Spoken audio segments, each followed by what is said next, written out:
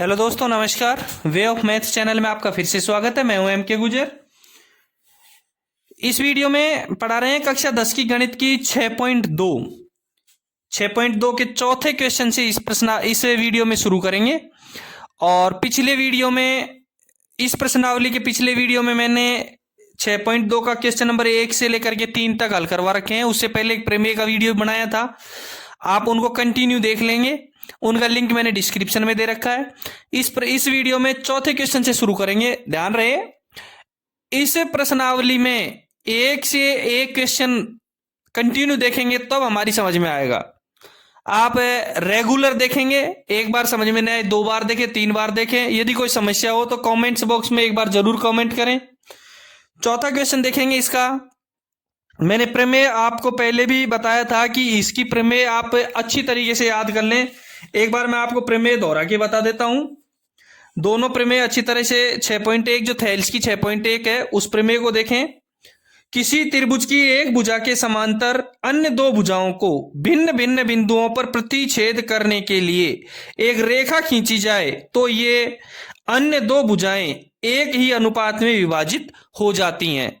इस प्रमेय का इस प्रश्नावली में महत्वपूर्ण रोल है और इस प्रमेय को मैंने पिछले वीडियो में हल भी करवा रखा है, एग्जाम के लिए भी इंपॉर्टेंट है। उस हल को भी आप जरूर देख लें। उस हल को देखने के लिए आप लिंक पे क्लिक जरूर करें। चौथा क्वेश्चन है, वो चौथा क्वेश्चन देखेंगे। आकृति 6.19 देखेंगे, चित्र में दे रखी है 6.19 आकृति। देखें एक बार 6.19 में डीई समांतर एसी, डीई की तरफ देखेंगे और एसी की तरफ देखेंगे। डीई और एसी समांतर हैं और डीएफ समांतर एई, डीएफ और एई दोनों समांतर हैं। तो सिद्ध करना है बीएफ बटा एफई बराबर बीई बटा ईसी, यानी बीएफ और एफई में जो अनुपात है वही अनुपात बीई और ईसी में होगा। यह सिद्ध करना है। चित्र की तरफ देखेंगे। चित्र में देखें 2 त्रिभुज हैं। चित्र में 2 त्रिभुज हैं। एक त्रिभुज है बीएई। थोड़ा अच्छी तरीके से देखेंगे आप, मैं हल करवाऊंगा तब दोनों चित्र अलग अलग बना के एक बार बता दूंगा आपको। बीएई और दूसरा त्रिभुज है एबीई। एक बीएई है और एक एबीसी है। बीएई और एबीसी दोनों त्रिभुज है। बीएई कह सकते हो और बीएसी भी कह सकते हो। दोनों त्रिभुज है। दोनों त्रिभुज को अच्छी तरीके से हल करेंगे। देखेंगे, हल देखें इसका। ये त्रिभुज है एबीसी। ध्यान से देखेंगे, इस एक त्रिभुज में 2 त्रिभुज बने हुए हैं। एक त्रिभुज में 2 त्रिभुज बने हुए हैं, वो मैं आपको बताऊं कैसे हैं। डीई के समांतर एसी है, दोनों समांतर है, उनके मैं एक एक लाइन खींच देता हूं। डीई, डीई समांतर एसी, ये दोनों लाइनें समांतर हैं। ये दोनों लाइनें समांतर हैं। दूसरा डीएफ और एई, डीएफ और एई, ये दोनों लाइनें समांतर हैं। ये दोनों लाइनें समांतर हैं। ध्यान से देखना, बिल्कुल बहुत बारीकी से देखोगे तो समझ में आएगा। इसमें 2 त्रिभुज है। मैं एक एक त्रिभुज को आपको डिफाइन कर देता हूं। देखो, सवाल ये कह रहा है कि ये रेखा और ये रेखा समांतर है और ये रेखा और ये रेखा समांतर है। ये रेखा और ये रेखा समांतर है, दोनों समांतर। अब हमको सिद्ध करना है कि बी एफ के और एफ ई के, इस रेखा के और इस रेखा के अंदर जो अनुपात है वही अनुपात होना चाहिए बीई में और ईसी में, बीई में और ईसी में। ये हमको सिद्ध करना है। देखो, बहुत बारीकी से है, थोड़ा सा ध्यान दे लिया तो आपको सवाल समझ में आ जाएगा। दिया है, क्या दिया है? डीई समांतर एसी और डीएफ समांतर एई। ठीक है, ये दे रखा है। दूसरी सिद्ध क्या करना है, थोड़ा सा ध्यान देने की बातें हैं। ये तो हम पहले से करते आए हैं, सारे सवालों में लिखता है ऐसा।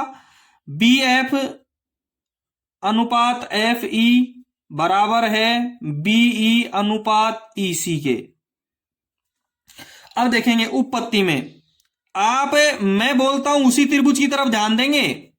एक त्रिभुज है ए बी ई, देखें चित्र में देखना ए बी ई की, केवल आपको ए बी ई दिखाई देना चाहिए, ए बी ई, केवल ए बी ई की तरफ देखो, दूसरे की तरफ ध्यान ही नहीं देना है। ए बी ई में ए बी ई यहां होकर के ये, इससे आगे ए बी ई नहीं है, ये ए बी ई है, केवल ए बी ई की तरफ ध्यान देना है, दूसरा चित्र देखना ही नहीं है। और लिखेंगे त्रिभुज ए बी ई में, ए बी ई में मैंने कहा वहीं ध्यान दो, ए बी ई में, ए बी ई में, ए बी ई में डी ई है, डी ई नहीं है, डी ए बी ई में आपको डी एफ है, ये डी एफ है, ए बी ई के अंदर है डी एफ और ए ई, दोनों ए बी ई के अंदर है डी एफ और ए ई। तो हमको दे रखा है कि डी एफ और ए ई, डी एफ समांतर ए ई, हमको पता है कि ए बी के अंदर ए ई ये रेखा है और डी एफ ये रेखा है और दोनों समांतर है, दोनों समांतर है। तो थेल्स प्रमेय से जब दोनों ये रेखाएं समान है तो इनके द्वारा काटी गई भुजाओं का अनुपात समान होगा। थेल्स प्रमेय से क्या होगा, बी डी में और डी ए में जो अनुपात होगा वही अनुपात होगा बी एफ में और एफ ई में, बी डी और डी ए में जो अनुपात है वही अनुपात होगा बी एफ में और एफ ई में। समीकरण नंबर 1 होगा। दोबारा से बता देता हूं, बहुत सीरियस देखना, बहुत सीरियस। त्रिभुज ए बी की तरफ ध्यान देना है आपको। ए बी ई में डी एफ और ए ई ये दोनों रेखाएं समांतर हैं, तो थेल्स प्रमेय से बी डी में और डी ए में जो अनुपात होगा वही अनुपात बी एफ में और एफ ई में होगा। समीकरण नंबर 1। अब आपको दूसरा त्रिभुज देखना है, ए बी सी, त्रिभुज ए बी सी, त्रिभुज ए बी सी में देखें, अब आपको केवल त्रिभुज ए बी सी दिखना चाहिए, ए बी सी पूरा त्रिभुज दिखना चाहिए। पूरे त्रिभुज में ए सी रेखा और डीई रेखा दोनों समांतर हैं, ए सी और डीई दोनों समांतर हैं, यहां लिखेंगे डीई समांतर ए सी। और थेल्स प्रमेय कहती है कि जब एक रेखा एक भुजा के समांतर खींची जाए तो अन्य दो भुजाओं को समान अनुपात में विभाजित करती है। जब ये रेखा और ये रेखा समांतर हैं तो बी डी में और डी ए में जो अनुपात होगा वही अनुपात बीई में और ईसी में होगा। बी डी अनुपात डी ए बराबर बीई अनुपात ईसी।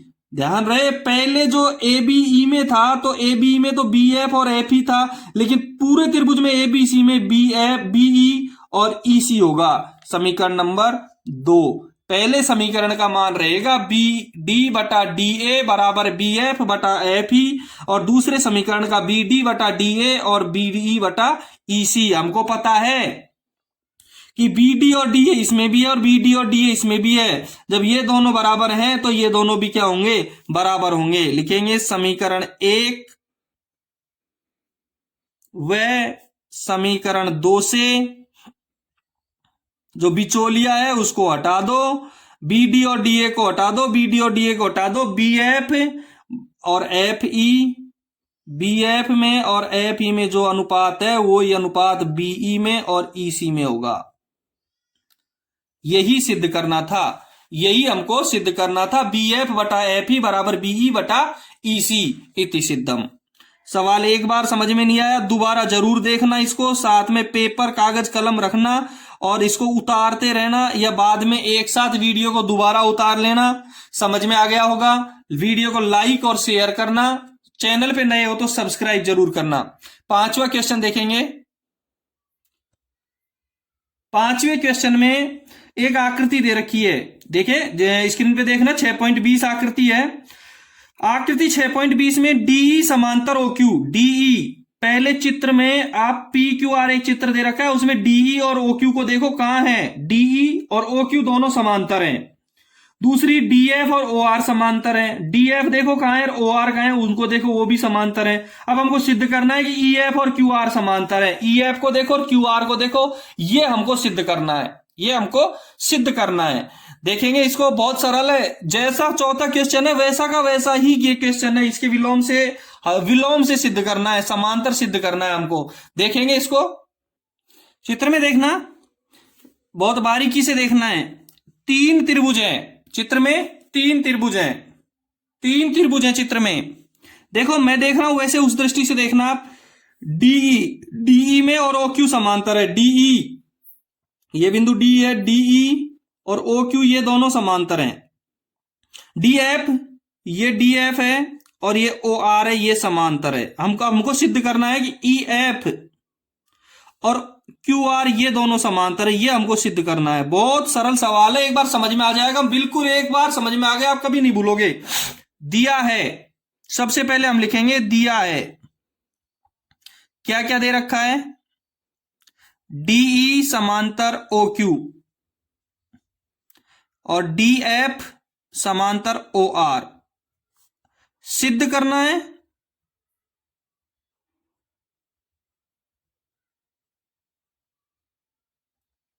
सिद्ध करना है ई एफ समांतर क्यू आर, ये सिद्ध करना है, केवल ये सिद्ध करना है। अब देखो तीन त्रिभुज हैं इसमें, जैसे जैसे मैं आपको त्रिभुज बताऊंगा वैसे वैसे आप उसी की तरफ देखना।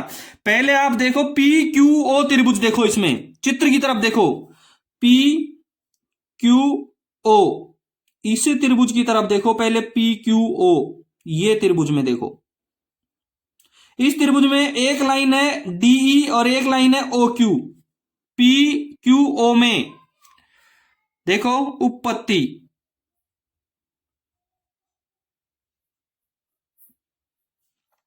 त्रिभुज पी क्यू ओ में, पी क्यू ओ में हमको पता है कि डीई और ओ क्यू समांतर है। पी क्यू ओ में डीई है और ओ क्यू है, में डीई समांतर ओ क्यू, डीई समांतर ओ क्यू। देख लेना अच्छी तरह, समझ में आ जाए। चित्र में हमको पता है डीई कहां है, ओ क्यू कहां है, तो समझ में आएगा।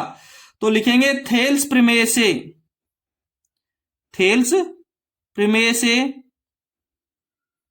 जब डीई और ओ क्यू समांतर है तो पीई में और ई क्यू में जो अनुपात होगा वही अनुपात पीडी में और डीओ में होगा, वही अनुपात पीडी में और डीओ में होगा। तो पीई अनुपात ई क्यू बराबर पीडी अनुपात डीओ, समीकरण नंबर 1। समझ में आ जाना चाहिए आपको। ये रेखा और ये रेखा जब समांतर है तो पीई में और ई क्यू में जो अनुपात है वही अनुपात पीडी में और डीओ में होगा। ठीक है, दूसरा त्रिभुज देखेंगे, एक पी आर ओ। देखो चित्र में देखो, त्रिभुज P R O, P R O में, त्रिभुज पी आर ओ में, पी आर ओ कहां है? P R O, P R O, P R O में डीएफ और ओ आर दोनों समांतर हैं। पी आर ओ में डी एफ और ओ आर दोनों समांतर हैं। दिया है ये डीएफ समांतर ओ आर, डीएफ और ओ आर समांतर है। और जब डीएफ और ओ आर समांतर होंगी तो पीएफ में, पीएफ और एफ आर में जो अनुपात होगा वही अनुपात पीडी में और डीओ में होगा। लिखेंगे थेल्स प्रमेय से,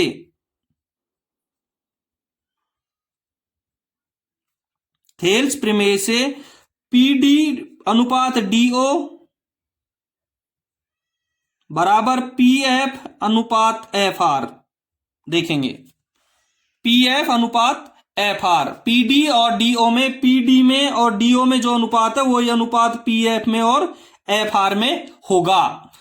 समीकरण नंबर दूसरा, पहले समीकरण में पी अनुपात ई क्यू बराबर पीडी अनुपात डीओ, दूसरे समीकरण में पीडी अनुपात डीओ बराबर एफ पीएफ अनुपात एफ आर। बिचौलिया है पीडी और डीओ, दोनों को हटा दो समीकरण 1 और समीकरण 2 से।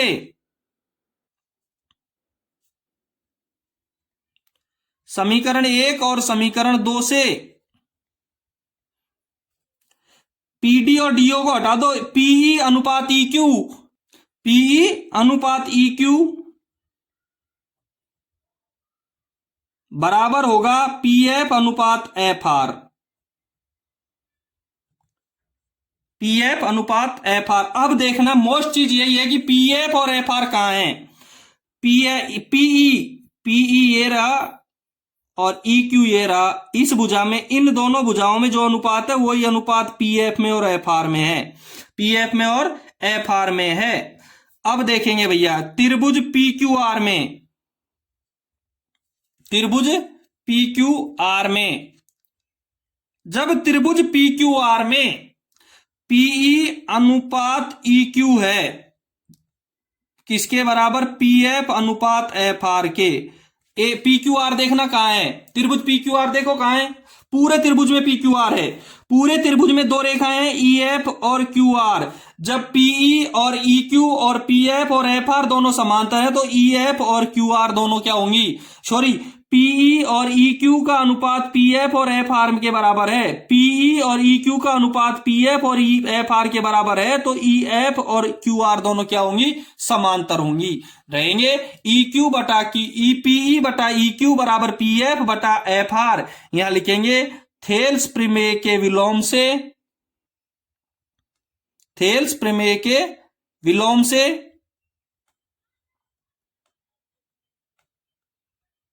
मोबाइल की स्क्रीन क्या है, छोटी है, इस वजह से पूरा एक साथ नहीं आ पाता है। आप इसको एक बार पेपर में उतार करके हल करना। थेल्स प्रमेय के विलोम से ई एफ समांतर क्यू आर इति सिद्धम, ये हमारा सिद्ध हो गया। मैंने बताया एक बार समझ में नहीं आया, 2 बार करना, 3 बार करना, जरूर समझ में आएगा। ठीक है, अभी तक चैनल को सब्सक्राइब नहीं किया है तो एक बार सब्सक्राइब जरूर करना। अगला क्वेश्चन देखो, छठा क्वेश्चन। छठा क्वेश्चन बहुत सरल है। छठा सातवां, छठा क्वेश्चन सेम इसी तरीके से है, बिल्कुल इसी तरीके से हल होगा छठा, और विलोम से ही, थेल्स की जो विलोम है उसी विलोम प्रमेय से ही सिद्ध होगा। देखो छठे क्वेश्चन में दे रखा है कि आकृति 6.21 को देखो, बिल्कुल त्रिभुज पी क्यू आर दे रखा है, इसके अंदर है त्रिभुज, इसमें भी सेम इसी तरीके से है जैसा 5वां क्वेश्चन था वैसा का वैसा है। 6.21 में O P O Q O R तीनों रेखाएं देखो आप, ओ पी देखो, ओ क्यू देखो, ओ आर देखो, इन पर ए बी सी स्थित है। पी ओ पी पर ए, ओ क्यू पर बी और ओ आर पर सी स्थित है। और वो इस प्रकार है कि ए बी और पी क्यू समांतर है, ए बी देखो और पी क्यू देखो दोनों समांतर हैं। ए सी और पी आर दोनों समांतर हैं, ए सी देखो और पी आर देखो दोनों की दोनों समांतर है। तो हमको सिद्ध करना है कि बी सी और क्यू आर भी समांतर है या नहीं है, ये सिद्ध करना है कि ये दोनों समांतर है। सेम 5वें सवाल की तरह सिद्ध होगा। देखेंगे जिस तरीके से 5वां क्वेश्चन था सेम 5वें की तरह ऐसे है, चित्र को थोड़ा सा बदल दिया है, थोड़ा सा गौर से देखना पड़ेगा आपको चित्र को। चित्र यदि आपकी समझ में आ गया तो सवाल भी समझ में आ गया, ये मान लेना आप। देखो ओपी, ये ओपी है, जैसे जैसे सवाल में लिखा है वैसे वैसे समझ लो। ओ क्यू, ये ओ क्यू है, ये रेखा, और ये ओ आर है। ठीक है, ओपी पे ए, ओ क्यू पे बी और ओ आर पे सी बिंदु है।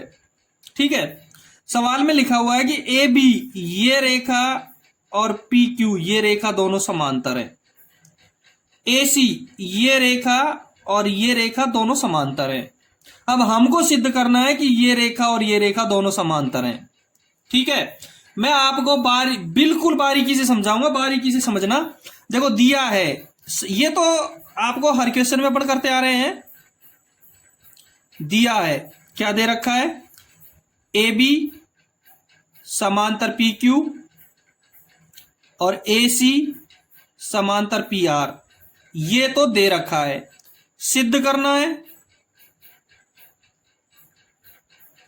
एक चीज और बता दूं मैं आपको, इस प्रश्नावली में से ऐसा सवाल, ये सवाल 6 नंबर का आएगा, बहुत इंपॉर्टेंट है। और मेरे को लगता है मैंने बहुत अच्छी तरह तुम्हारी भाषा में हल करवाया, आपकी भाषा में हल करवाया है। बीसी समांतर क्यू आर, ये सिद्ध करना है।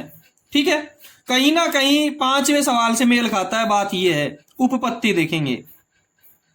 अब मैं जैसे लिख रहा हूं वैसे वैसे आप चित्र में देखते जाइए। ठीक है, सबसे पहले आप देखेंगे त्रिभुज ओ पी क्यू। देखो चित्र में देखो, त्रिभुज O P Q, O P Q में ओ पी क्यू, इस चित्र में देखो ओ पी क्यू, सवाल में दे रखा है कि ओ पी क्यू में ए बी और पी क्यू समांतर है, ए बी और पी क्यू समांतर है, ये ओ पी क्यू है, ठीक है। इसमें समांतर है ए बी समांतर पी क्यू। अब ए पी देखो चित्र यहां ओ है, ये पी है, ये क्यू है, ये रेखा और ये रेखा जब दोनों समांतर हैं तो ओ ए में और ए पी में जो अनुपात है, ओ ए में और ए पी में जो अनुपात है वही अनुपात ओ बी में और बी क्यू में होगा।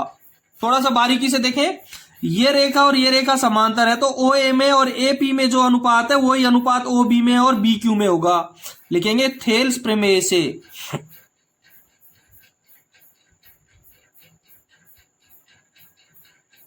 ओ ए अनुपात ए पी बराबर ओ बी अनुपात ओ क्यू, समीकरण नंबर 1।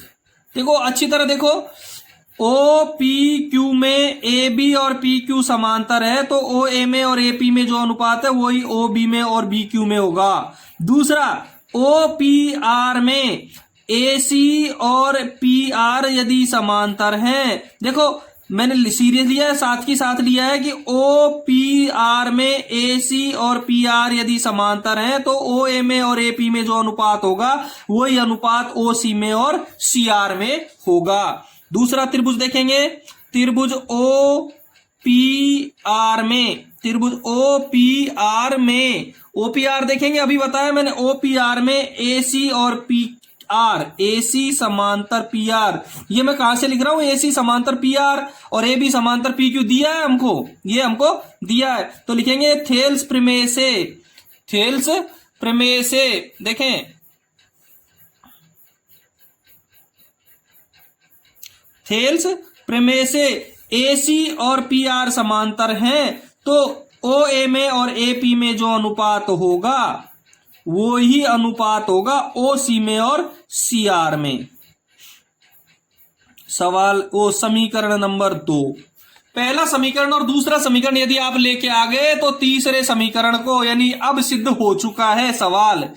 समीकरण 1 में और समीकरण 2 में बिचौलिए को हटा दो, समीकरण 1 व समीकरण 2 से बिचौलिए को हटा दो, इसमें से समीकरण में से बिचौलिया हट गया तो ओ ए और ए पी दोनों में इसको हटा दो, रह गया ओ बी बटा ओ क्यू बराबर ओ सी बटा सी आर। अब ये चारों कहां है ये आपको समझ में आ गया तो सवाल सिद्ध हो गया। ओ ए ओ बी और ओ क्यू, ओ बी और बी क्यू और ओ सी और C R. O Q R एक त्रिभुज है ओ क्यू आर, जिसमें एक भुजा जो अनुपात में विभाजित है उसी अनुपात में दूसरी भुजा विभाजित है। तो थेल्स की प्रमेय के विलोम से बी सी और क्यू आर क्या होंगी, समांतर होंगी। समीकरण 1 व समीकरण 2 से ओ बी ओ क्यू और ओ सी सी आर बराबर हैं। O B sorry O Q नहीं है, ये बी क्यू है भैया, ये O B O Q, O B B Q है, ये ओ बी अनुपात बी क्यू है। ओ बी में और बी क्यू में जो अनुपात है वो अनुपात ही ओ सी में और सी आर में है, ये बी है। O B B Q O C C R. समीकरण 1 व समीकरण 2 में ओ बी में बी क्यू में जो अनुपात है वही ओ सी और सी आर में है। नीचे लिखेंगे त्रिभुज ओ क्यू आर में, त्रिभुज ओ क्यू आर में, ओ क्यू आर में ओ बी और बी क्यू में जो अनुपात है वही अनुपात ओ सी और सी आर में है। नीचे लिखेंगे थेल्स प्रमेय के विलोम से, थेल्स प्रमेय का विलोम है कि किसी त्रिभुज की दो भुजाओं को एक ही अनुपात में काटने वाली रेखा तीसरी भुजा के समांतर होती है। से बी सी समांतर क्यू आर और नीचे लिखेंगे इति सिद्धम। शायद समझ में आया होगा, यदि समझ में आया तो वीडियो को लाइक और शेयर जरूर करना, कमेंट्स बॉक्स में जरूर कमेंट्स करना यदि कोई प्रॉब्लम हो तो, और यदि चैनल पे आप नए हो तो एक बार चैनल को सब्सक्राइब जरूर करना। नेक्स्ट क्वेश्चन देखेंगे, 7वां क्वेश्चन है आपका, प्रमेय 6.1 का प्रयोग करते हुए, देख लो आ गई ना, प्रमेय 6.1 का प्रयोग करते हुए सिद्ध कीजिए कि एक त्रिभुज की एक भुजा के मध्य बिंदु से होकर, किसी त्रिभुज की एक भुजा के मध्य बिंदु से होकर दूसरी भुजा के समांतर खींची गई रेखा तीसरी भुजा को समद्विभाजित करती है। सिद्ध करना है कि किसी त्रिभुज की एक भुजा के मध्य बिंदु से होकर दूसरी भुजा के समांतर खींची गई रेखा तीसरी भुजा को समद्विभाजित करती है। और ब्रैकेट में दे भी रखा है कि याद कीजिए कि आप इसे कक्षा 9 में सिद्ध कर चुके हैं, 9वीं कक्षा में आप इसको पढ़ चुके हैं। देखेंगे सवाल को, नीचे ब्रैकेट में किताब में लिखा हुआ है कि याद कीजिए कि आप इसे कक्षा 9 में सिद्ध कर चुके हैं। ठीक है, देखेंगे अब प्रमेय 6.1 का प्रयोग करना है। ये तो हम कर ही रहे हैं, इस प्रमेय के अनुसार तो सारे सवाल ही सिद्ध हो रहे हैं। एक त्रिभुज की एक भुजा का मध्य बिंदु, पहले हम एक त्रिभुज बनाएंगे। ये हमने एक त्रिभुज बना दिया, ठीक है। एक त्रिभुज की ये हमने एक PQR त्रिभुज बना दिया। इसकी एक भुजा का मध्य बिंदु ले लिया हमने A। अब इससे एक रेखा खींच दी जो कहां टच करती है, B पर। हमको पता है, प्रश्न में दिया है कि AP और AQ दोनों बराबर है, ये इसका मध्य बिंदु है, ये सवाल में दे रखा है। और ये भी दे रखा है कि AB और QR दोनों समांतर हैं, AB और QR दोनों समांतर है। अब सिद्ध करना है कि B PR का मध्य बिंदु है, ये सिद्ध करना है। देखो दिया है, ये सवाल में से ही लिया है, कोई दे नहीं रखा, क्लियर नहीं दे रखा है। ये देखो, एक भुजा के मध्य बिंदु से होकर, इसका मतलब A मध्य बिंदु है, दूसरी भुजा के समांतर, इसका मतलब AB QR की समांतर है, तीसरी भुजा को समद्विभाजित करती है, 20 को समद्विभाजित करती है, ये सिद्ध करना है। दिया है, दे रखा है, एक तो ये दे रखा है कि APQ का मध्य बिंदु है,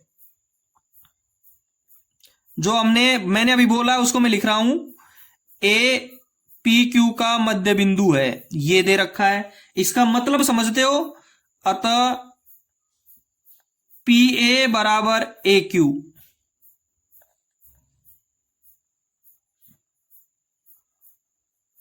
APQ का मध्य बिंदु है तो PA बराबर AQ, समीकरण नंबर 1। दूसरा इसने दे रखा है कि AB और QR दोनों समांतर हैं। दूसरा इसने दे रखा है कि AB और QR दोनों समांतर हैं, ठीक है। अब सिद्ध हमको करना है कि BPR का मध्य बिंदु है, सिद्ध करना है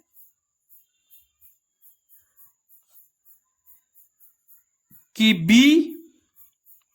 BPR का मध्य बिंदु है। इसका मतलब समझते हो, जैसे ऊपर कर रखा है मैंने वैसे का वैसे है, BPR का मध्य बिंदु है, यानी कि PB और BR दोनों बराबर हैं, ये हमको सिद्ध करना है। PB और BR दोनों बराबर हैं, ये हमको सिद्ध करना है। बहुत आसान तरीके से सरल शब्दों में समझा रहा हूं। देखो उत्पत्ति,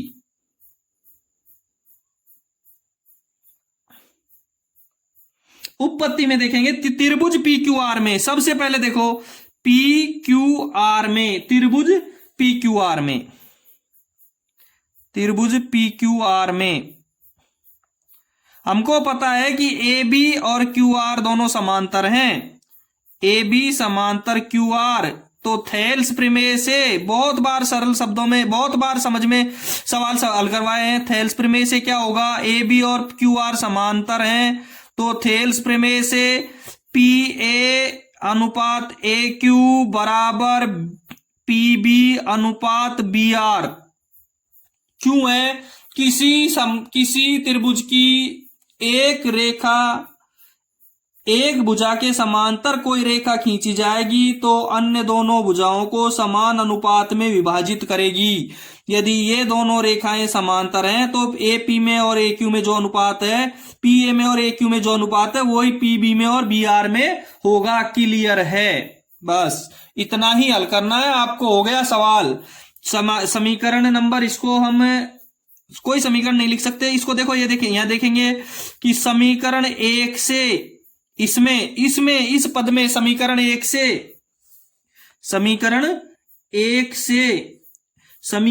में क्या है, पी ए का मान रखना है बस। समीकरण एक से पी ए का मान रखने पर हमको पता है पी ए किसके बराबर है, पी ए का मान रखने पर पी ए क्यू के बराबर है। समीकरण एक में पी ए क्यू के बराबर है। पी ए की जगह क्या लिखना है, ए क्यू। पी ए का मान रखना है, इस पी ए का मान रख दिया ए क्यू बराबर पी बी बटा बी आर। ए क्यू से ए क्यू कट गया, क्या बच गया, एक हो गया, 1/1 बराबर पी बी बटा बी आर, यानी कि हो गया हमारे पास में 1 बराबर पी बी बटा बी आर। तो पी बी 1 से गुणा हो जाएगा तो क्या हो जाएगा, पी बी बराबर बी आर। अतः पी बी बराबर बी आर, पी बी बराबर बी आर इति सिद्धम। पी बी को बी आर के बराबर ही लेके आना था हमको चाहिए था पी बी बराबर बी आर, यही ज्ञात करना था। सवाल बहुत आसान शब्दों में समझाया है मैंने, शायद समझ में आ गया होगा। वीडियो को लाइक और शेयर करें। यदि चैनल पे आप नए हो तो एक बार सब्सक्राइब जरूर करें। यदि किसी को सवाल समझने में प्रॉब्लम हो तो मेरे को कमेंट्स बॉक्स में एक बार कमेंट्स जरूर कर सकते हो, ठीक है। 6.2 का 7वां क्वेश्चन हल हो गया है। नेक्स्ट वीडियो में 8वां क्वेश्चन लेंगे और इससे पहले की जो प्रश्नावलियां हल करवा चुके हैं उसका लिंक मैंने डिस्क्रिप्शन में दे रखा है, वो वहां से देख लें आप। थैंक यू, धन्यवाद।